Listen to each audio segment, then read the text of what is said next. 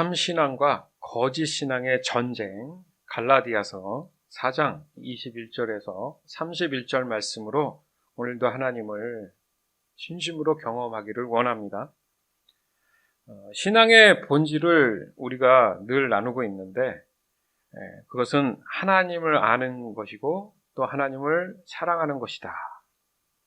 그 외의 것들에 대해서는 모든 것이 거짓된 신앙이다. 이것을 성경은 단호하게 말씀하십니다. 하알하사. 간단히 얘기해서 하나님을 알고 하나님을 사랑하는 것.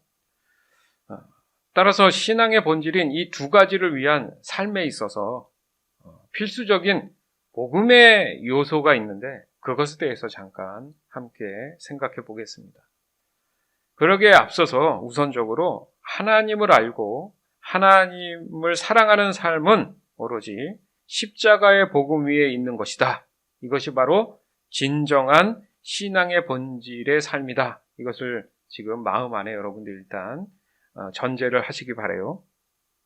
즉 십자가의 복음은 마치 신앙의 본질을 담는 그릇과도 같은 거예요. 쉽게 말해서 율법주의의 신앙 체계에서는 바로 이 참신앙의 본질의 삶이 불가능하다. 무슨 말이냐면 좀 전에도 말씀드렸지만 십자가의 복음이 마치 신앙의 본질을 담는 그릇과도 같다 하는데 그 반면에 율법주의적인 사람 중심적인 그런 신앙은 바로 이 십자가의 복음 같은 그릇이 될 수 있는 역할이 존재하지 않는다는 얘기예요. 그러니까 여기서 알 수 있듯이 참 신앙과 즉 참 복음과 거짓 신앙, 거짓 이 복음이 뭔가 맞서서 대항하고 있다라는 그런 느낌을 받는다는 거죠. 완전히 다른 얘기고 서로는 전혀 다른 말을 하고 있기 때문에 그렇죠. 즉 이 두 가지가 마치 영적인 전쟁을 끊임없이 하고 있음을 알 수 있다라는 겁니다. 이것에 대해서 우리가 어떻게 이 전쟁에 대해서 이해하고 있는지 그걸 오늘 좀 더 생각해 보면서 우리의 신앙에 정확한 길잡이를 찾기를 원하는 겁니다.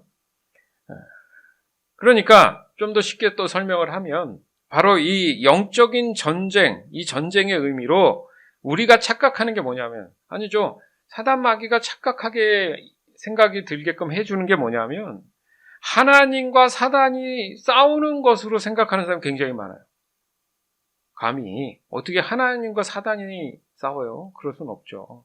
그런데 사람들의 막연한 생각 안에 항상 보면 하나님과 사단이 싸우는 것으로 착각을 하고 있다는 거죠. 근데 성경을 잘 아는 사람은 전혀 그렇지 않다는 걸 알죠. 이 영적인 전쟁은 사람 마음 안에서 일어나는 거예요. 불꽃처럼. 사람 마음 안에서 일어나는 갈등을 얘기하는 겁니다. 즉 사람과 사탄 사이에서 벌어지는 갈등이에요. 이해되시죠? 그러니까 쉽게 얘기하면 내 자신이 나와 싸우는 겁니다. 정확히 얘기하면. 그러니까 하나님과 사단이 싸운다는 그 착각은 완전히 이제는 탈피해야 됩니다. 말이 안 되는 소리죠. 뭐라고요? 내 마음 안에서 내 마음의 갈등이 바로 영적인 싸움이라는 거예요. 근데 굳이 대상이라고 한다면 사단 마귀지만 결과적으로는 내가 선택할 것이냐 말 것이냐에 대한 나의 문제라는 거예요. 영적인 전쟁은. 갈라디아서 1장 6절에서 12절. 하나님께서 그리스도의 은혜로 여러분을 부르셨는데 여러분이 이렇게 빨리 다른 복음을 믿는다고 하니 놀라지 않을 수 없습니다. 실제로 다른 복음은 없습니다. 그러나 어떤 사람들이 여러분을 혼란하게 하여 그리스도의 복음을 바꾸려 하고 있습니다. 우리는 여러분에게 복음을 전했습니다. 그러므로 우리든지 하늘에서 온 천사든지 우리가 전한 복음이 아닌 다른 것을 전한다면 그는 저주를 받아 마땅합니다. 내가 전에도 말했지만 이제 다시 말합니다. 여러분이 이미 받은 복음 외에 다른 것을 전하는 사람이 있다면 그는 저주를 받아야 합니다. 내가 사람의 마음에 들게 하려는 것처럼 보입니까? 그렇지 않습니다. 나는 오직 하나님의 마음을 기쁘시게 하려는 것뿐입니다. 내가 사람을 기쁘게 하려고 한다면 나는 그리스도의 종이라고 할 수 없습니다. 형제들이여, 내가 여러분에게 전한 복음은 사람들에게서 나온 것이 아니라는 것을 알기 바랍니다. 그것은 내가 사람에게서 얻은 것도 아니고 사람에게서 배운 것도 아닙니다. 그것은 예수 그리스도께서 내게 보여주신 것입니다. 아멘. 아멘이죠. 우리가 알고 있는 예수 그리스도께서 나를 위해 돌아가셨고 그것을 위해서 십자가에 오르셨고 부활하셨다. 그 외의 복음은 다 가짜야, 거짓이라는 거예요. 다른 복음은 존재하지 않는다는 겁니다. 명확한 겁니다, 이건. 예를 들어서 두리뭉실하게 다른 종교에도 복음이 있다, 이렇게 성경에 써 있다면 그럴 수도 있다 하지만 이 사도 바울이 명확하게 지금 구분짓고 있잖아요. 네. 무슨 말이냐면 7절에 보니까 실제로 다른 복음은 없다, 진짜로 다른 복음은 없다 하면서 끝머리에 그리스도의 복음을 뭐 한다고요? 바꾸려고 한다. 바꾸려고 한다. 원래 진리인데 진리를 거짓으로 바꾸기 위한 그 뒤에 음모가 뭐예요? 결국 어떤 사람의 의도가 숨어 있는데 뭐냐면 그 사람이 무언가를 자기가 소유하기 위한 방법이라는 거죠. 그것을 누굴 이용하는 거예요? 예수 그리스도의 이름을 이용하는 거지 않았습니까? 그게 바로 하나님의 손만을 구하는 모습이라는 거죠. 그런 사람들은 어떻게 해야 된다고요? 그는 저주를 받아 어떻게 하다? 마땅하다. 여러분, 저주가 좋은 거예요? 나쁜 거예요? 좋은 거라고 얘기하는 사람은 없을걸요? 마땅하다. 저주를 받아 마땅하다. 네. 그래서 이미 받은 복음, 우리가 이미 복음에 대해서 알고 있습니다. 구원받은 사람으로서 그 이미 받은 복음 외에 또 다른 얘기가 들려왔는데 그 얘기를 전하는 사람들이 있을 거라고요, 분명히. 근데 거기에 빠져서는 안 되는데 전하는 사람도 저주받지만 받는 사람도 똑같이 저주받게 된다는 거죠. 이거 무서운 일 아닙니까? 그러면서 이제 그 사람들의 의도를 얘기하잖아요. 아까도 말씀드렸지만은 10절에 내가 사람의 마음에 들게 하려는 것처럼 보입니까? 그 사도 바울이 얘기하는 거예요. 내가 당신들 눈치 봐가지고 내가 얘기하고 싶은 거를 믿게끔 하기 위해서 당신들 마음 안에 들기 위해서 뭐 이런 게 아니라는, 그렇지 않습니다. 여러분들 사람을 의지하고 계십니까? 사람 눈치 보고 있어요? 저 사람이 어떻게 생각할까? 이렇게 생각할까? 그거 같이 에너지 낭비가 없어요. 네. 뭐 세상에 사람들의 유형이나 기질이나 다양한 사람들이 있지만은 그 기질대로 내 나름대로 거기서 나를 보호하고 지켜가면서 관계를 유지하는 게 가장 합리적인 거예요. 나는 그런 기질이 아닌데 다른 사람 기질에 의해서 내가 끌려가면 그 사람은 힘들어요. 왜요? 기질이 다르니까. 평생 고생하면서 사는 거죠. 말하자면 끌려다니다 손해보고 사는 거예요. 그러니까 자기 삶을 살지 못하고 남의 삶을 살다 보지만 내가 그 사람이 아닌 이상은 그렇게 살 수가 없기 때문에 힘든 거예요. 그건 나는 나름대로 내가 좀 약점이 있는 그런 기질들이 있다면 그걸 어떻게 하면 개선할까를 고민하는 게 차라리 낫죠. 네. 그래서 그 고민에 의해서 좋은 방향으로 가면 얼마나 좋겠습니까? 그렇지 않고서는 자꾸 사람 눈치를 보게 돼요. 왜 눈치를 보느냐? 자꾸 그 소유에 대한 비교죠. 내게 없는 걸 남이 갖고 있다. 이런 단순한 논리 때문에 남들이 그 사람들에 대해서 우러러보니까 그게 맞는 것처럼 끌려가는 거예요. 다시 한번 말씀드리지만 하나님의 말씀은 명확하게 있습니다. 그게 눈에 들어오지 않는 거예요. 주신 만큼 족한 줄 아는 삶이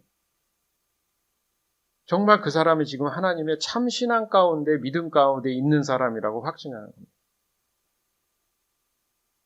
오직했으면 사람들이 얘기하잖아요. 부러워하면 지는 거다.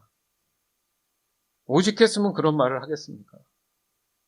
나는 내 나름대로의 삶에서 그만큼의 주어진 것에 대해서 감사할 수 있는 그 진리를 깨달을 수 있다면은 그 사람은 성공한 거예요, 그 자체가. 왜? 어쨌든 뭔가를 쫓는다는 건 내가 아닌 남의 인상을 자꾸 내가 기웃기웃 거리는 거기 때문에 나중에는 허망하고, 낙심, 낭만, 뭔가 공허함 이런 게 자꾸 찾아올 수밖에 없습니다. 이러려고 내가 여기까지 왔나 이런 생각이 드는 거예요. 그렇듯이 참 복음에서 벗어나서 또 다른 것에 대해서 내가 마음을 쏟게 되면 저주를 받는다. 그게 결과적으로 뭐냐? 다른 사람의 마음에 자꾸 들게끔 눈치를 보기 시작한다. 부족하면 부족한 대로 사람들 앞에 내가 부족함을 얘기하면은 어떤 못된 사람들은 그 부족함을 가지고 자꾸 힘들게 할 수도 있어요. 그럼 그 사람은 그 사람 자체가 성격이 나쁜 거지. 부족한 사람이 나쁜 게 아니잖아요. 그냥 툴툴 떨고 관계를 안 하면 됩니다. 기도하면서 더 믿음 안에서 좋은 사람들 만나면 거기서 나도 모르는 내 안에 있는 좋은 것들이 쏟아져 나와요. 근데 자꾸 주눅들고, 그렇죠? 자유함이 자꾸 줄어드는 느낌이 들면 어떻게 돼요? 자꾸 생각이 멈춰지고 사람이 소심해지는 거예요. 그럴 필요가 없는데. 그런데 어떤 사람하고 대화하면 어때요? 내가 이런 사람이었어? 할 정도로 어떤 생각지 않았던 그런 다양한 얘기도 할 줄 알고 어떤 자기도 모르는 그런 능력들이 나오는 거 보면 그런 좋은 사람을 하나님 만나게 해주세요 해야 되는데 어떤 조건적인 그런 소유에 대한 걸로 자꾸 사람을 찾으니까 스스로 자꾸 소외되고 위축되는 겁니다. 근데 우리가 말씀을 보고 진리를 따르니까 깨닫는 거지 세상 사람들은 여전히 그런 열등감 속에 살아가고 있어요. 뭐라고 손가락질하고 싶지는 않지만 안타깝고 아쉬운 거죠. 왜요? 헛된 곳에 에너지를 다 쏟고 있고 시간 낭비를 하고 있으니까 차라리 그 시간에 내가 도대체 어떤 사람인가를 깨달을 수 있도록 하나님께 묻는 게 빠르죠. 아멘? 그런 거예요. 그러면서 지금 사도 바울이 뭐라 그래요? 나는 오직 하나님의 마음만을 기쁘게 하는 사람이다. 할렐루야. 여러분의 삶은 오직 하나님의 마음만 기쁘시게 하시면 돼요. 하나님이 모든 걸 다 창조하시고 다 가지신 분이라며. 그럼 하나님 마음에 쏙 들면 하나님이 차고 넘치게 주시겠네요. 그죠? 그렇게 따지면. 이 세상의 가장 큰 부자는 그럼 누굽니까? 하나님이잖아요. 그러니까 하나님과 내가 친하게 지내면. 근데 사람들은 바보처럼 사람들을 친하게 지내 사람들로 하여금 자기 걸 갖게 하기 위해서 자기의 속도 없는 그런 아부나하고 막 이런 일들이 벌어지는 게 뭐가 그렇게 좋다고. 그래서 얻어서 좋습니까? 또 다른 사람을 또 상처 주고 마음 아프게 하겠죠. 이건 악순환입니다. 내가 사람을 기쁘게 하려고 한다면 나는 그리스도의 종이라고 할 수 없다. 이미 하나님의 자녀라고 할 수 있다면 오직 하나님을 기쁘게 하는 사람만이 자격이 있는 거예요. 그러고 나서 하나님 솔직히 내 마음에 그런 게 있어요라고 한번 기도해 보세요. 하나님이 원하시면 허락하실 겁니다. 근데 아직은 아니야 하면 예 알겠습니다. 얼마나 예쁘고 착합니까? 그렇다고 하나님이 그 마음을 모르신다고? 아니요. 언젠가는 해주세요. 언젠가는 뭡니까? 자격이 될 때. 충분히 그거 갖고 하나님을 등 돌리지 않을 때 해주시는 거예요. 아멘? 반드시 기억해야 될 부분이 삶에서 그겁니다.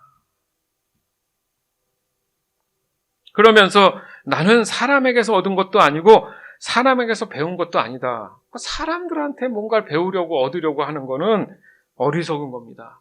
그것은 예수 그리스도께서 내게 보여주신 겁니다.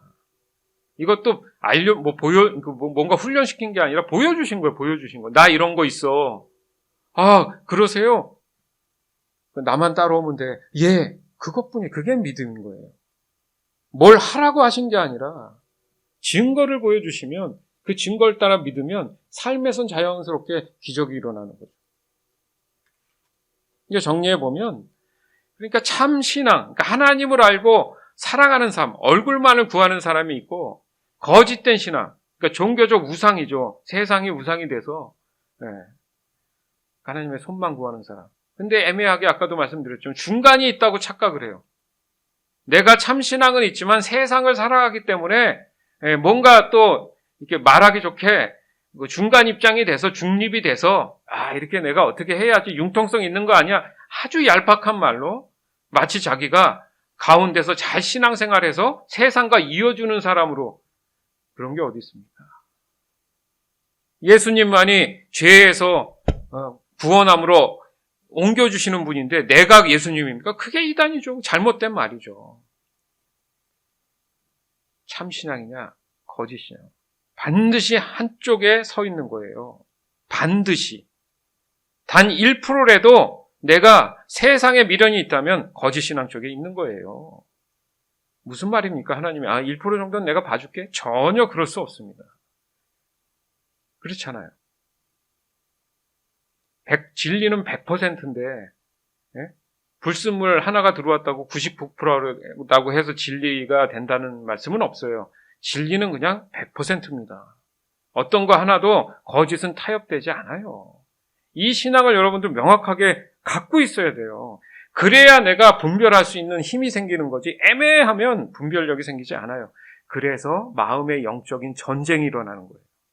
그게 일반적으로 말하는 갈등이라고 표현하죠. 그래서 참신앙은 십자가의 복음, 그릇이라고 표현했죠. 그러니까 그들이 말하는 그러면 거짓된 신앙의 그릇이 뭘까? 율법주의 신앙이에요. 그러니까 그게 십자가의 복음 같은 그릇이라고 얘기하는데 찾아가 봤더니 없는 거야. 그러니까 없는 거를 얘기하면서 있는 것처럼 그게 거짓인 거죠. 그러니까 허상이죠. 믿고 싶은 거지 그냥. 아니요. 자기가 갖고 싶은 거지. 그렇죠. 하나님이 원하는 게 아니라 자신이 원하는. 그러니까 참 신앙은 오직 믿음이겠죠. 그러나 거짓된 신앙은 자기의입니다. 자기 만족을 위해서 신앙생활을 한다는 거죠. 그리고 참 신앙은 하나님의 은혜가 있는 반면에 거짓 신앙은 사람이 노력해야 된다는 거죠. 아까도 사도 바울이 얘기했잖아요. 뭔가 사람이 노력을 해야지 얻는 걸로 생각하면 안 된다. 이것은 오직 하나님의 은혜로 가능한 거다. 그리고 참신앙은 성령 하나님께서 늘 인도하시고 이끄시죠. 그러면 거짓 신앙은 말할 것도 없이 눈에 보이는 육신의 안목은 누가 갖고 있어요? 사람이죠. 자기 자신이죠. 자기 자신이 자기를 이끌어가는데 아까도 말씀드렸잖아요. 사단 마귀를 내가 받아들이는 거예요. 사단 마귀가 있는데 내가 사단 마귀를 찾아가는 게 아니고 그들이 나한테 왔을 때 내 마음을 뺏기는 겁니다.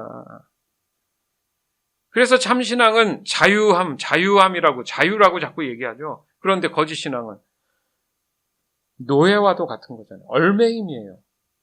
그래서 누가복음에 보면 예수님이 복음을 증거하는 궁극적인 것 중에 하나가 뭐예요? 묶인 자를 자유케 하신다. 얼매이는 삶을 다람쥐 쳇바퀴 돌듯이 이게 돌면 똑같이 반복하면서 힘들어 하잖아요. 그죠? 거기서 벗어나지 못하는 게 얼매임이잖아요. 죄의 노예가 된 거죠. 그리고 참신앙은 약속이 있습니다. 반드시. 그러니까 신뢰죠, 신뢰. 그렇지만 거짓 신앙은 율법에 자꾸 집착할 수밖에 없는 거예요. 이걸 지켜야 되는 거 아니야? 뭘 좀 하면은 내가 이걸 안 해서 그런가? 왜 이런 거 있잖아요. 막 조바심을 내서 이걸 안 해서 그런가? 성경 통독 안 해서 그런가? 성경 필사 안 해서 그런가? 거기도 미묘하지만 완전히 들여다보면 완전히 다른 거예요. 멀리서 보면 가까워 보이는데 여러분 어때요? 점들이. 현미경으로 가면 갈수록 그 사이가 어떻게 해요? 벌어져 있죠. 그러니까 가까운 것 같아서 비슷한 것 같아도 확연히 다른 문제라는 거예요. 내가 하나님의 참신앙을 갖고 은혜를 갖고 있기 때문에 내 마음 안에 성령께서 말씀의 갈망함을 주시니까 자연스럽게 말씀을 보는 거고 예배 가운데 하나님의 은혜를 구하는 거고 필사할 때도 그것을 쓸 때마다 더욱 하나님의 은혜가 더하기 때문에 능동적으로 하는 거지 내 행위로 인해서 해야 하나님이 좋아하신다는 착각에 빠지는 게 바로 이 율법의 집착인 거예요. 근데 하면 해도 은혜가 안 오는 거죠. 당연히 안 오죠. 하나님이 없으니까. 결국 사람의 마음 안에 지속적으로 이 거짓된 신앙을 강조하면서 사람들로 하여금 참 복음을 듣지 못하도록 영적인 귀를 막아버리는 겁니다. 그러니까 백날 내가 아무리 외형적으로 노동을 하듯이 피곤한 몸을 이끌어서 뭔가를 최선을 다해서 신앙생활을 한다고 내 노력과 의지대로 한다고 해서 결과가 없는 이유가 그건 거죠. 영적인 귀가 막혀 있는 거예요. 즉 사람의 죄의 본성에 더욱 충실하는 것이 사람답게 사는 것이라는 거짓된 정보를 지속적으로 주입받는 겁니다. 그러니까 결과적으로 저주받은 그 인생이 마치 사람의 운명이라고 받아들이도록 속인다는 거예요. 이러나 저러나 사람 죽는 거 아니냐? 막 이런 함정 있잖아요. 그러니까 한때 내가 그냥 잠깐 불법을 하든 뭐 하든 확 한번 질러가지고 잘 살다 가야 되지 않냐? 뭐 이런 얘기하는 분들이 있잖아요. 위험합니다. 그런 사람들 친구하면 안 돼요. 위험해요. 같이 죽겠다는, 같이 폭탄을 끌어안고 자폭하는 거예요, 그거. 진심입니다, 여러분. 그렇기 때문에 이 종교적인 집착으로 변질될 수 있습니다. 그래서 더욱 율법주의 신앙에 빠져들게 한다는 거죠. 결국 참 신앙과 거짓 신앙 사이에는 너무도 치열한 전쟁이 사람들 마음 안에서 시시때때로 매 순간 지금 일어나고 있다는 것을 여러분 반드시 기억하세요. 여러분 마음 안에도 왔다 갔다 하는 게 있을 겁니다. 분명히. 온전하고 완벽한 사람이 없으니까. 그래서 뭐가 안 되고 지치면은 확 또 죄성이 올라오고 또 약간 은혜가 돼서 뭔가 된다 싶으면은 또 할렐루야 하고 이러면 안 돼요. 이게 기복이죠. 절대 그것은 나를 위험한 전쟁터에 내모는 것과 같은 겁니다. 그러니까 중요한 것은 참 신앙은 하나님의 전적인 은혜로 모든 것이 이끌어지잖아요. 그죠? 그러나 거짓된 신앙은 그럼 누군가 이끌어줘야 되는 존재가 있어야 되잖아요. 그게 사단마귀입니까? 그들이 하는 건 이끌어주는 게 아니에요. 결국 사람 그 스스로의 마음을 자기 자신이 선택하게 해서 자기 늪에 빠지게 하는 거죠. 그러고 나서 사탄마귀는 그 거짓된 술수를 이용해서 그 마음을 빼앗은 미혹에 성공했다고 싶으면 곧바로 본색이 드러납니다. 그들이 원래 사람에게 하고 싶은 게 뭡니까? 삶을 피폐하게 하고 너는 안 돼 원래. 너는 육신의 삶으로 그냥 끝날 거야. 막 이렇게 얘기하면서 세상 일 바쁘게 만들고 정신없게 만들고 그게 마치 최고의 삶인 것처럼 살게 하고 결국 지치고 쇠약하게 만드는 그런 특징이 있죠. 이 푸틴 이분은 진짜 심각합니다. 그 사람 재산이 지금 200조가 넘는데 어디 그냥 다 숨겨놔서 당연히 그랬겠죠. 자기 자녀들, 가족들은 다 스위스에 도피시켜 놓고 지금 뭐 하는 거예요, 그 사람? 어디에 전쟁의 명분을 위해서 또 무슨 집회를 한다고 거기 나와서 옷 입은 게 윗도리 하나에 1,000만 원이 넘는 윗도리 입고 있고 이게 말이 됩니까? 국민들은 저렇게 막 어떻게 할지 몰라서 난리인데 나라 하나를 지금 다 박살을 내고 수많은 사람을 저렇게 죽일 수 있는 전쟁광도 이런 광이 없어요. 그러면서 한다는 소리가 뭐라고요? 이것은 미래의 어린아이들을 위한 거라고 말도 안 되는 소리를 하는데도 자기한테는 그게 지금 정신적으로 맞는 얘기가 돼 있잖아요. 우리는 문제가 있다 하지만 본인은 그걸 깨닫지 못하는 거예요. 완전히 거짓 체계 속에 빠져가지고 헤어나지 못하고 다른 세계에 사는 사람처럼 지금 행동하잖아요. 아무리 객관적으로 이성적으로 어떻게든 이해하려고 해도 여러분 이해가 가요? 명분이라는 게 우크라이나가 지금 뭐 나치의 뭐가 속해 있어서 그것을 다시 회복시키기 위해서 한다. 그 말 자체가 다 어설프잖아요, 지금. 어느 정도 그런 사람이 있다 해도 한 나라를 저렇게 다 박살낼 정도의 그런 겁니까?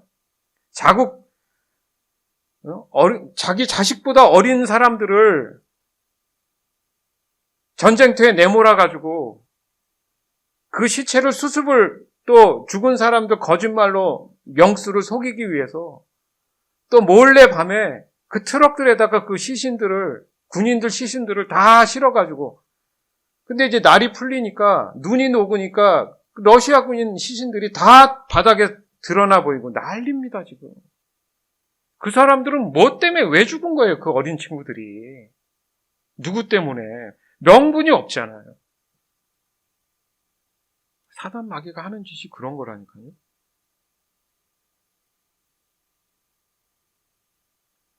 얼마나 무서운 얘기입니까?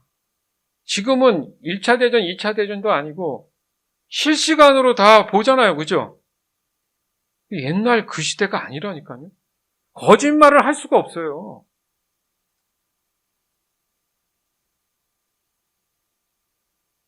전쟁은 승자가 없어요.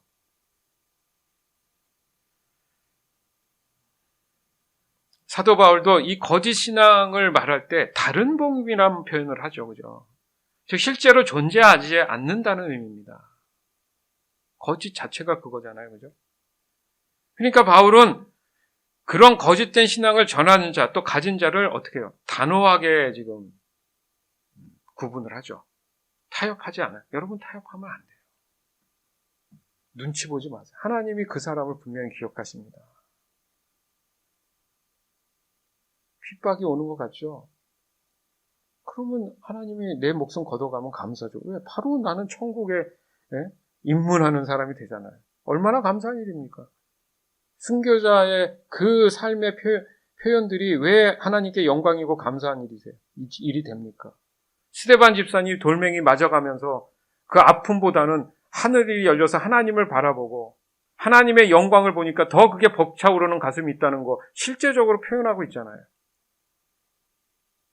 걷어가시면 이 죄된 세상 안 살고 얼마나 감사합니까? 그렇지만 남아서 할 일이 있다 그러면 또 감사죠.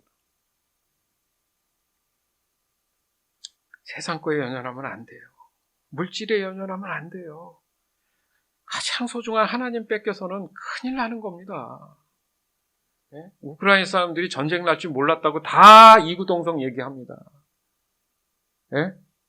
어떤 사람은 진짜 내일 모레 당장 집을 하나 살려고 했을 거고, 어떤 사람은 아기를 낳으려고 했을 거고, 어떤 사람은 뭐 승진이 돼서, 어떤 사람은 내일이면 뭔가 일어날 것 같은 설렘 속에 다 살았는데 갑자기 어느 날 폭탄이 머리 위에서 다 내려가지고 박살이 나고 죽어버렸어요. 무슨 소용 있죠? 무슨 소용 있어요? 근데 거기에서 예수 믿고 구원받은 사람은 감사한데 그렇지 않은 사람들은 어떻게 되는 거예요? 우리 머리 위에는 언제 떨어질지 어떻게 압니까? 덩달아서 북한이 지금 미국 백악관까지 날라올 수 있는 탄도미사일을 지금 실험했잖아요. 덩달아서. 분위기 아주 엉망진창 만들고 있는 새 나라가 있지 않습니까? 그래서 미국이 벌벌 떠는 것보다 조심하는 거예요. 어느 한 부분이라도 미국에 폭탄이 하나 떨어지면 어떡합니까? 그 러시아도 러시아에서 쏜 게 우크라이나의 어느 지역에 내려와서 터졌잖아요. 그러면서 러시아가 하는 얘기가 그거잖아요. 우리는 너희들 아무 때나 어디서나 폭탄을, 근데 그게 떨어질 줄 모를 정도로 기술적으로 발달이 돼서 레이더에 잡히지도 않으니까 언제 어떻게 떨어질지 몰라요.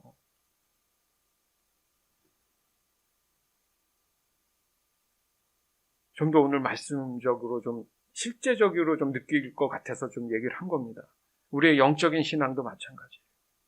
내가 지금 현재 하나님의 말씀 가운데 살아가지 않는 참 신앙 가운데 있지 않은 위치라면 위험하다는 얘기예요.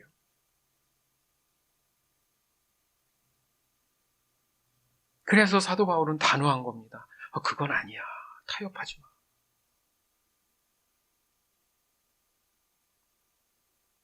그러면서 8절에 우리가 전한 복음이 아닌 다른 것을 전한다면 그는 저주를 받아서 뭐라고요? 마땅하다. 당연한 얘기입니다. 당연히. 하나님 입장이죠. 사도 바울 입장이 아니죠. 그렇게 하신다는 거니까. 이어서 9절에 내가 전에도 말했지만 분명히 예전에 얘기한 적이 있는 거예요. 이제 다시 말합니다. 강조하는 거죠. 여러분이 이미 받은 복음 외에 다른 것을 전한, 이거는요, 요즘 대놓고 전하겠습니까? 내 신앙을 흔들고 내 신앙을 자꾸 하나님과의 관계에서 멀어지게 하는 것들, 요소들이 다, 우상들이 다 그런 거예요. 그는 저주를 받을 것입니다. 이미 저주받았는데 또 저주를 받는다는 건 최악이죠.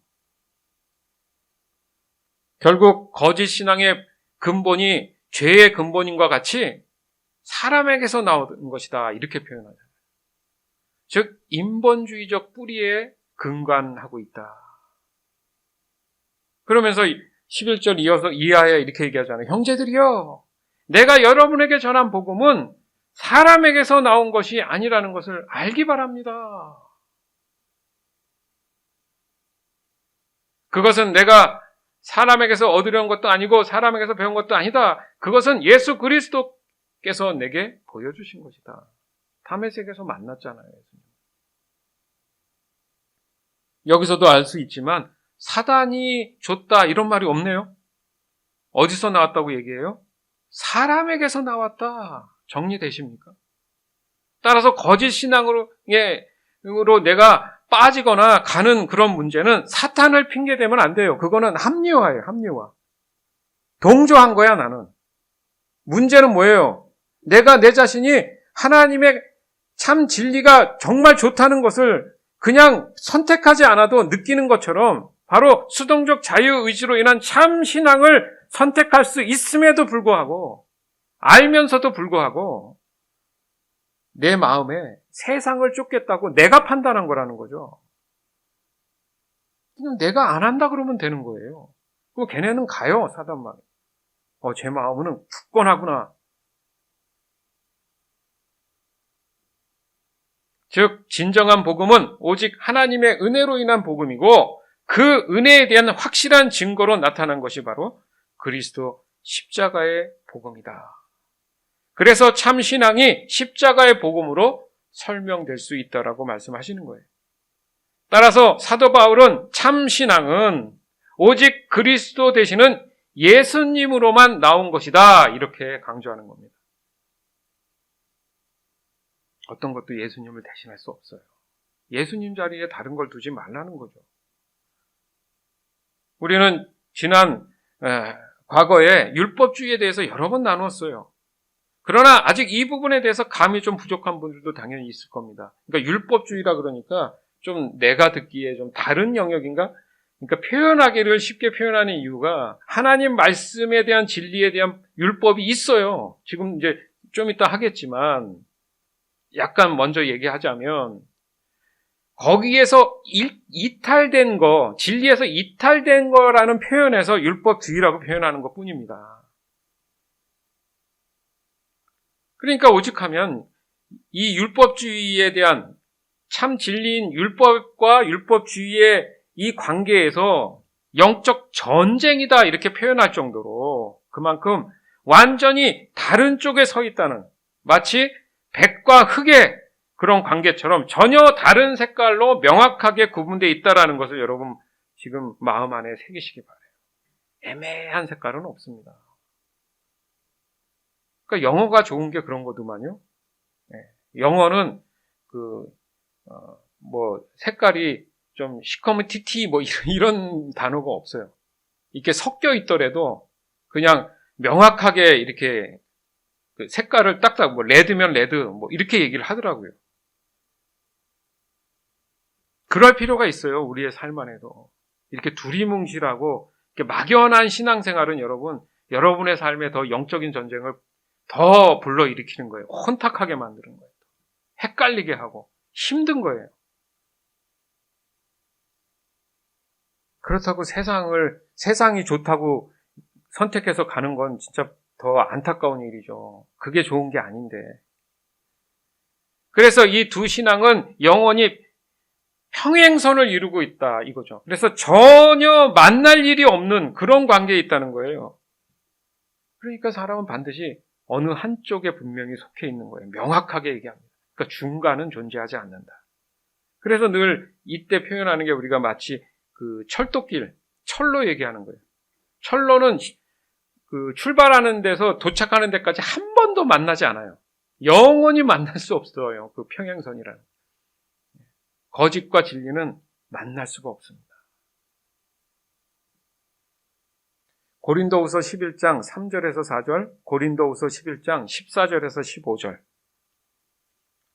그러나 하와가 뱀의 간교한 속임수에 넘어가 곁길로 간 것처럼 여러분의 마음도 그리스도를 향한 진실하고 순결한 데서 벗어나 더럽혀지지는 않을까 염려됩니다. 어떤 사람이 와서 우리가 전파한 것과 전혀 다른 예수님을 전파하는데도 여러분은 잘도 눈 감아주고 있습니다. 또 여러분은 전에 받은 것과 다른 영을 받아들이며 다른 복음을 잘도 받아들이고 있습니다. 이런 것에 대해 놀랄 것은 없습니다. 그것은 사탄도 자신을 빛의 천사로 가장하기 때문입니다. 그러므로 사탄의 일꾼들이 의의 일꾼으로 가장한다고 해서 크게 놀랄 것은 없습니다. 그들의 운명은 자기들의 행한 일에 따라 결정될 것입니다. 이거거든요. 다른 건 몰라도 보세요. 사탄도 자신의 빛의 천사로 가장할 수 있다. 아시겠습니까? 자기가 하나님이라고 나타날 수 있어요. 그런 거 보면 뭔가 능력을 보일 수도 있다는 거지만 사람들 스스로 착각하게 한다는 거죠. 그러니까 사탄의 일꾼들이 의의 일꾼으로 가장할 수 있어요. 근데 이걸 어떻게 분별하느냐? 내가 참진리 가운데 있어야지 분별이 가능해요. 안 그러면 다 넘어가는 거예요. 한국에 JMS라고 아주 사이비 종교가 있는데 이 사람이 자신이 그 종교 집단에서 함께 했던 그 여성도들이라고 하는 자기네 명명에 성적인 잘못된 그런 것들로 고발받아가지고 그 감옥에 몇 년을 살다 나왔거든요. 근데 그것도 웃기는 게 그랬으면은 거기가 문 닫아야 되는데 나올 때까지 건재하고 있다가 또 나와가지고 사람이 바뀌겠습니까? 이제는 또 해외에 있는 여자들이 어젠가 그저께 사람들 앞에서 공식적으로 이렇게 인터뷰를 하면서 고발했어요. 또 그 짓을 했다고. 난 답답한 게 다 보면 뭐 대학생, 대학원생 막 이래요. 젊은 여자들이. 왜 그런 데 빠지지? 그 JMS 그 양반 딱 보면 별로거든. 매력도 없는데 여자들 볼 땐 뭐 괜찮았나? 그게 거짓 신앙 체계에 빠지면서 이 사단 마귀의 이 역할을 그 남자의 그 영의 지배를 받은 거죠. 이해됩니까? 이 말씀이 이렇게 있잖아요. 사단의 일꾼들이 의의 일꾼으로 가장한다. 그러니까 그 여자분들이 볼 때는 그 사람이 의의 일꾼으로 보인 거죠. 이해됩니까? 손가락질할 게 아니라 내 자신도 그렇게 될 수 있어요. 웃기는 게 참 이맘때 되면 오늘 새벽에 문득 생각이 나가지고 지난번에 거의 쫓겨가다시피 나간 분들이 있어요. 저희 교회 찾아왔다가. 근데 오늘 아침에 진짜 또 왔어. 그래서 사모님이 문전에서 차마 봉투 주고 가는 거, 무슨 세미나 있다고 주고 가는 걸 다음에 올 때는 아예 문전박대해서 들어오지도 말라고 해야 될 것 같아요.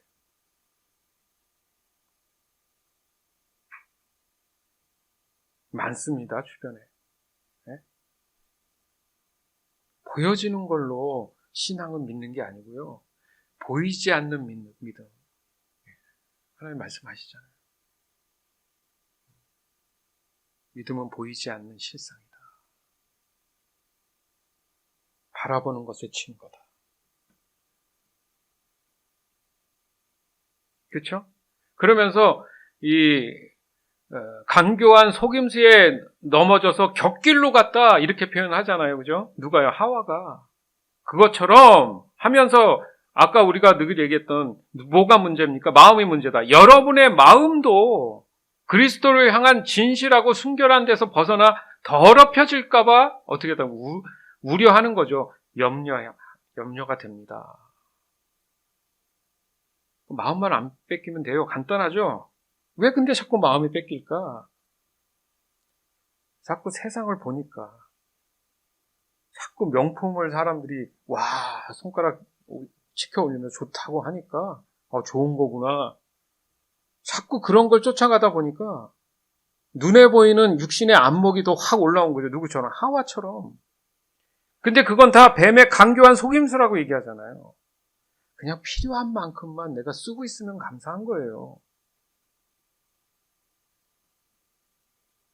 따라서 율법주의 신앙, 즉 거짓 신앙은 참 복음, 참 신앙을 철저하게 대적하고 있구나. 어떻게든 전쟁을 벌이는 게 한쪽은 죽어야 되잖아요, 지금. 그죠? 자꾸 푸틴 얘기해서 미안한데 러시아에 의한 게 아니라 푸틴에 의한 거니까. 이제 뭔가 3일 만에 우크라이나를 끝낼 것 같았는데 안 된 거예요, 지금. 한 달이 넘어가고 있어. 근데 이제는 끝내기도 애매한 거야. 자존심에. 명분을 못 찾고 있어요. 그래서 전쟁이 더 길어지지 않을까, 이렇게. 그러니까 조금, 약간 좀 아쉬운 게, 문제가 될 수 있겠지만, 좀 다른 나라가 적극적으로, 그러니까 바이든 대통령께서 갔잖아요. 폴란드인가 어디 가서. 방문하는 날, 바로 러시아에서도 폭탄 날렸습니다. 그래서 한 지역도 박살이 났어요. 우크라이나. 그런데 우크라이나 사람들은 더 결속력이 생겼어요. 바이든 대통령이 우크라이나를 위해서 최선을 다하겠다. 푸틴 저 사람은 퇴진해야 된다. 막 이런 얘기를 했더니 그 말에 공감한다. 감사한다. 그러니까 이 푸틴은 더 소외되고 있는 겁니다. 자꾸 마음에 가슴이 아파서 그래요. 이게 이러면 안 되는, 끝내야 되는데. 그러니까 결과적으로 율법주의의 신앙은 십자가의 복음 당연히 대적하는 거겠죠. 대적이 뭐예요? 원수처럼 완전히 상대방, 그냥 나쁜 사람이 아니라 죽여야 되는 그런 마음, 그게 대적이란 말이에요. 한쪽이 없어져야 되는 거. 다시 말해서 성령의 일하심을 언제나 방해합니다. 당연히 깨닫지 못하게 자꾸 마음속에 자꾸 다른 생각을 주는 거예요. 세상의 방법에 더 집착하게 만듭니다. 세상의 방법이 진리라고 생각하는 거죠. 더 심각한 것은 사람의 구원에 있어서 가장 중요한 하나님의 은혜를 거부하게 해요. 하나님의 은혜가 어디 있어? 하나님 계시면 이렇게는 못해. 막 이렇게 얘기하게 만드는 거예요. 아주 매우 적극적으로 그렇게 사람들 마음 안에 불어넣는 거죠. 사실 그들이 근본적으로 지금 하는 일이 그건데 그거에 내가 동조하는 게 되는 거죠. 오늘 본문에서도 이 극명하게 구별된 참 신앙과 바로 이 거짓 신앙에 대한 영적인 전쟁이 항상 있기 때문에 대비해야 된다. 어떻게 하면 대비할 수 있을까? 이것에 대한 것을 성경은 늘 얘기하지만 오늘 본문도 그런 부분에 대해서 분명히 말씀하십니다. 갈라디아서 4장 21절에서 25절.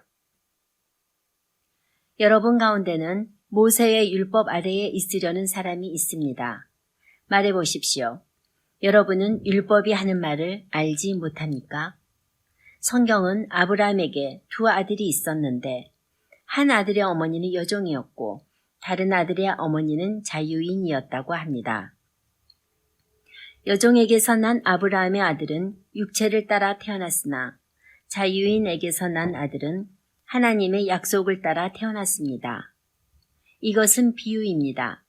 이 여자들은 하나님과 사람이 맺은 두 언약과 같습니다. 한 언약은 하나님께서 시내산에서 정하신 율법입니다. 이 언약 아래에 있는 사람은 종과 같습니다. 하갈이 바로 이 언약과 같습니다. 이 하갈은 아라비아에 있는 신의 산과 같으며 지금 이 땅에 있는 예루살렘과 같습니다. 하갈 자신도 종이며 그 후손들도 율법에 매인 종입니다. 네. 그러니까 율법은 명확히 하나님의 선하심을 나타내는, 그러니까 사람이 하나님의 자녀로서 살아가는 그런 구원받은 사람이라면 살아가면서 지켜야 되는 참된 기준이 바로 율법이에요. 율법 없이는 안 돼요. 그러니까 결코 하나님의 율법에 거짓은 존재하지 않죠, 당연히. 그러니까 거짓이라는 말이 뭐예요? 무책임하다는 뜻이잖아요. 책임을 안 진다는 거예요. 또 없는 말을 하는 게 거짓말이라는 거죠. 그러나 사람이 임의로 불순종해서 이 거짓에 미혹되면 당연히 죄의 길로 그 선택해 가겠죠. 그러니까 율법 또한 하나님의 의에서 벗어나 사람 스스로 자신들이 그 율법 위에 서려고 하는 그런 어리석은 발상이 시작됐다는 거죠. 그 결과가 바로 오늘날 이 인류가 죄에 속한 이 고통 속에서 점점 더 그게 심화된 삶을 살아가게 되는 겁니다. 이것에 대한 설명으로 오늘 본문이 바로 아브라함이 낳았던 사라와 여종으로 낳았던 두 아들이 있죠. 그래서 출생의 비밀을 가지고 이것을 구분하는 거예요.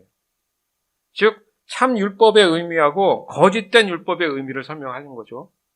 그 23절, 24절에 보면 그래요. 여종에게서 난 하갈입니다.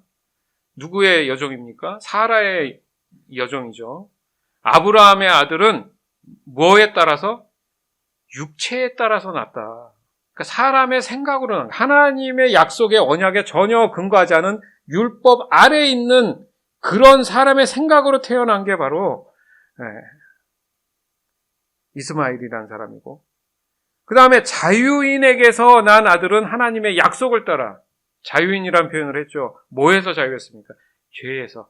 그러니까 하나님의 구속사적 약속이 뭐예요? 사람의 구원이잖아요. 죄에서 자유했다. 약속에 따라서 난 자유인에게서 난 아들이 있는가 하면 육신에 따라서 난 아들이 있다. 그러면서 이거는 비유다. 명확하게 얘기하잖아요. 그러니까 이 여자들 두 사람이죠. 사라와 사라의 종. 하나님과 사람이 맺은 두 언약이 있다. 언약이 뭡니까? 우리가 신명기나 이렇게 보면 그 복과 저주 나오죠. 둘 다 언약이에요. 맞죠? 그러니까 하나님을 더욱 사랑하고 하나님의 얼굴을 구하는 사람은 복받고 그렇지 않으면 저주가 있다. 이게 둘 다 언약인데 하나는 하나님의 언약 안에 있는 거고 하나는 언약 아래에 있다. 이렇게 표현을 한 거죠.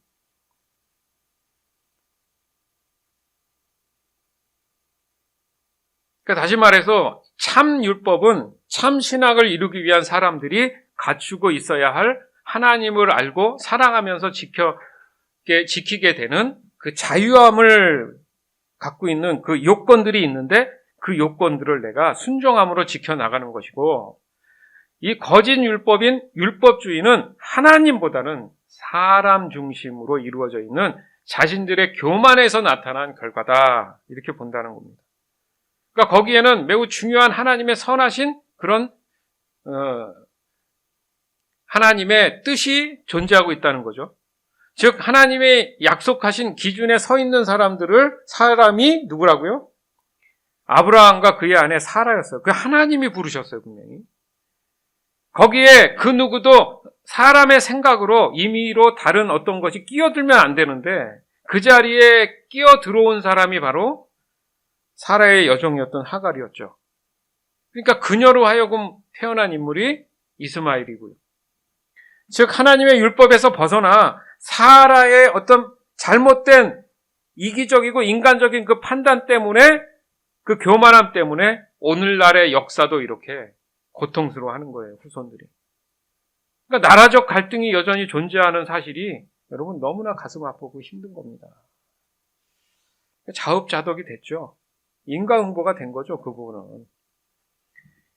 이게 현실적으로 여러분 이 말씀이 분명히 존재하잖아요. 보세요. 25절에 보면 이 하갈은 아라비아에 있는 시내 산과 같다. 지금 아라비아라 그러면 어디입니까? 사우디아라비아잖아요. 거기가 모슬림의 메카예요. 중심이죠. 그렇죠? 코란이라는 그 성경과 다른 것을 지금 하잖아요. 그러니까 율법 아래에 있는 후손이란 말이에요. 그렇게 유추할 수가 있습니다. 거기에 실제 시내 산이 있고요. 그러나 반면 자유인이라고 부르는 아브라함과 하와에게서 난 이 아들 같은 경우는 여기에 영적인 표현으로 예루살렘과 같다. 뭐예요? 하나님의 가장 궁극적인 하나님을 상징하는 도시가 예루살렘이잖아요. 영적으로.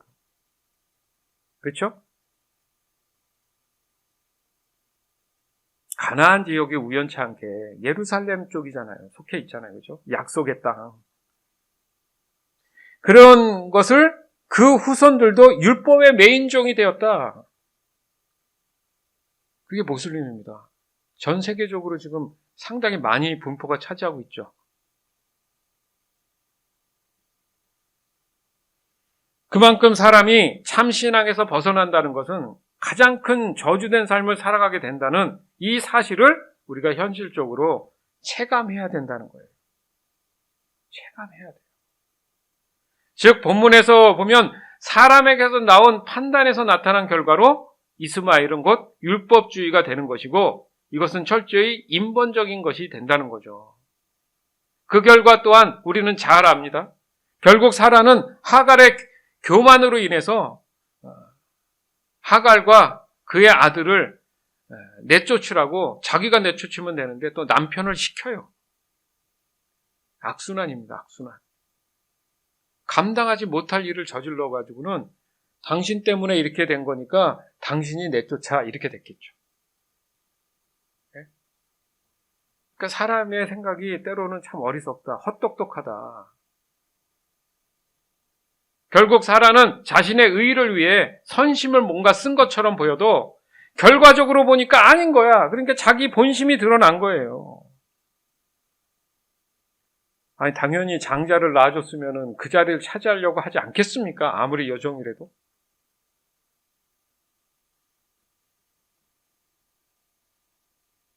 이렇게 하면은 내가 이제 더 이상 종으로 살지 않아도 되겠네 생각이 안 들겠냐고요. 시작부터 뭔가 꼬여있고 잘못된 거잖아요. 결과는 어떻습니까? 자신들의 그런 작은 생각이 지금 나비 효과처럼 시작은 별거 아닌 것 같아도 지금 너무 많이 퍼져서 이거는 인류의 지금 심각한 종교적 전쟁처럼 돼버렸잖아요.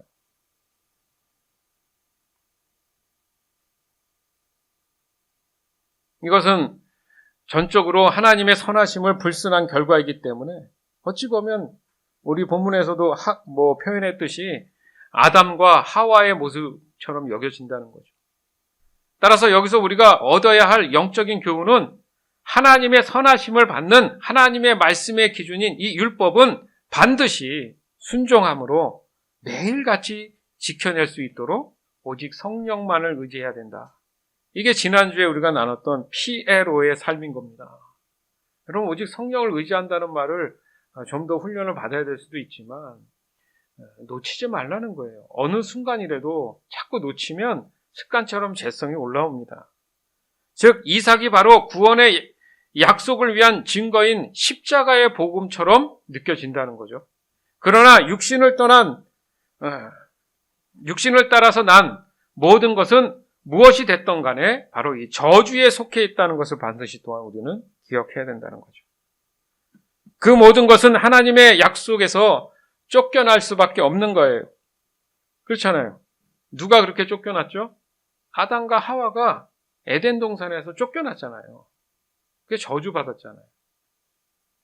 그것을 상징하는 겁니다. 갈라디아서 4장 26절에서 31절. 그러나 위에 있는 하늘의 예루살렘은 자유스러운 여자와 같습니다. 그는 우리 어머니입니다. 성경에 이렇게 적혀 있습니다. 아기를 낳지 못하는 여자여 기뻐하여라. 아기를 낳는 고통을 느껴보지 못한 여자여 노래하며 외쳐라. 남편이 있는 여자보다 내 자녀가 더 많을 것이다. 형제들이여, 여러분은 이삭과 같이 하나님의 약속을 따라 태어난 하나님의 자녀입니다.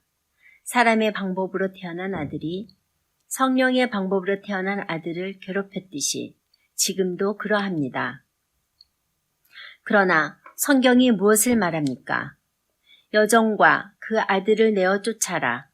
자유인의 아들은 아버지의 것을 다 물려받으나 여종의 아들은 아무것도 받지 못할 것이다. 그러므로 형제들이여, 우리는 여종의 자녀가 아니라 자유한 여자의 자녀입니다. 아멘. 저와 여러분이 예수 믿고 구원받았다면 주 안에서 형제 자매가 된 거잖아요. 그죠? 하나님의 자녀니까 영적이. 그죠? 그러면 그런 사람은 마치 이삭과도 같이 하나님의 약속을 따라 태어난 하나님의 자녀입니다. 아멘. 그게 참 진리 안에 참 신앙 안에 속해 있던 사람이에요. 그럼에도 불구하고 보세요. 사람의 방법으로 태어난 아들이 성령의 방법으로 태어난 아들을 괴롭히고 있잖아요. 언제도. 지금도 그렇게 합니다. 지금 우리가 사는 이 세상이 그렇잖아요. 예수 믿고 구원받은 교회들이 핍박을 받는 이유가 그거잖아요. 일어나고 있잖아요. 이걸 어떻게 아니라고 할 수 있습니까? 그건 그렇게 따지면 성경은 실제적 역사적 사실이고 진리란 얘기예요. 그렇게 해왔고 이 성경에 있는 역사로 인해서 지금 우리가 벌어지고 보이는 세상의 역사가 지금 이루어지고 있음을 볼 수 있는 겁니다. 따라서 참신앙과 거짓신앙에는 중간은 존재하지 않는다. 반드시 좋은 것이 무엇인지 스스로 인식해서 좋은 쪽을 선택하는 것이죠. 그럴 때 본격적으로 하나님이 일하신다. 아멘. 지난주에도 저희가 예수님께서 마리아에게 이런 동일한 말씀을 한 거 기억날 겁니다. 무슨 말씀하셨어요? 예수님이 마리아에게 얘기했죠. 필요한 일은, 그러니까 마르다한테 얘기한 거죠, 사실은. 필요한 일은 오직 한 가지뿐이다. 마리아는 그 좋은 쪽을 선택했으니 빼앗기지 않을 것이다. 그리고 시편 119편에도 동일한 언급을 하죠, 여러분. 내가 진리의 길을 선택했습니다. 수동적 자유의지. 참 신앙을 선택한 거죠. 참 믿음을 선택한 거죠. 나의 마음을 주의 법도들에 맞추어 놓았습니다. 여호와여, 나는 주의 법도들을 단단히 붙들고 있습니다. 이렇게 사시기 바래요. 이렇게 사시기 바래요. 모두가 동일하게 어떻습니까? 참 신앙으로 자신을 드리고 있는 것을 알 수 있다는 거예요. 어느 한쪽도 이렇게 헷갈리지 않고 참 신앙에 속해 있다는 거죠.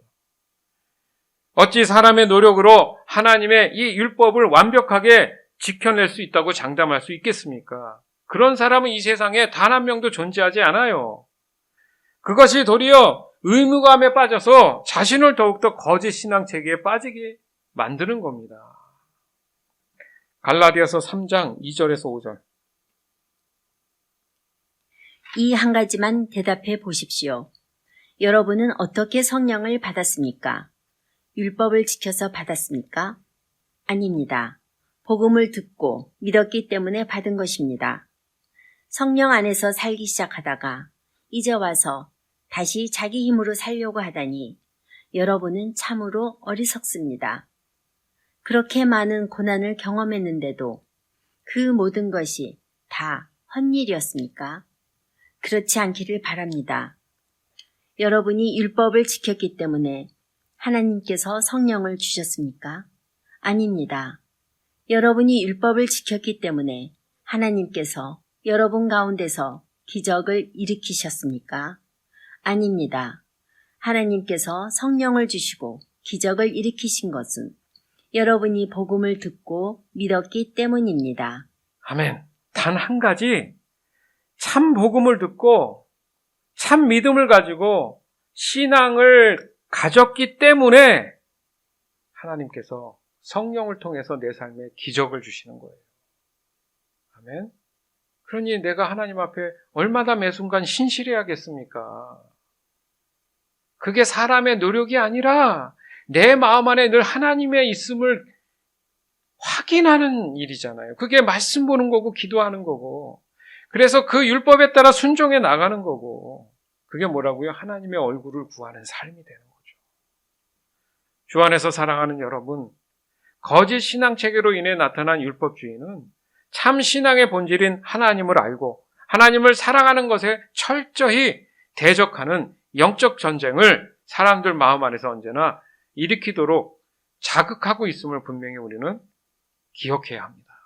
매 순간 일어나는 일이에요. 따라서 분명한 것은 참 신앙과 거짓 신앙은 영원히 만날 수 없는 완전히 구별된 삶이라는 또한 우리는 명심해야 됩니다.